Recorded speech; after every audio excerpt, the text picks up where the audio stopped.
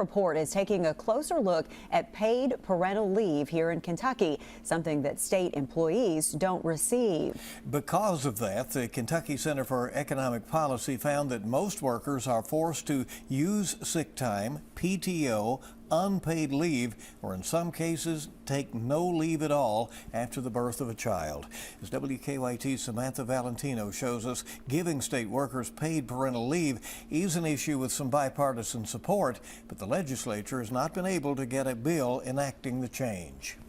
In a new report, the Kentucky Center for Economic Policy makes the case for paid parental leave for Kentucky state employees. They argue it would make the state more competitive as an employer, benefit newborns and their families, and could improve employee retention and productivity, all while costing the state, quote, little to nothing. All claims the ACLU of Kentucky agrees with. It's a very, very modest investment that can yield a really high return.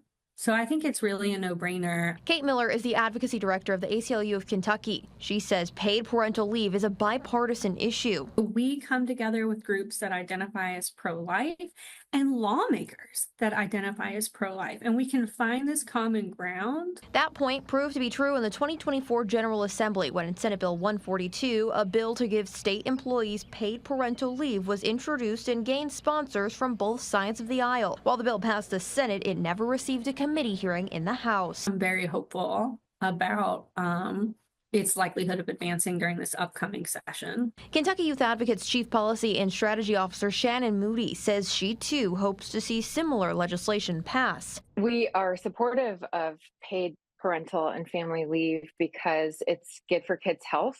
We know that it contributes to fewer low birth weight babies.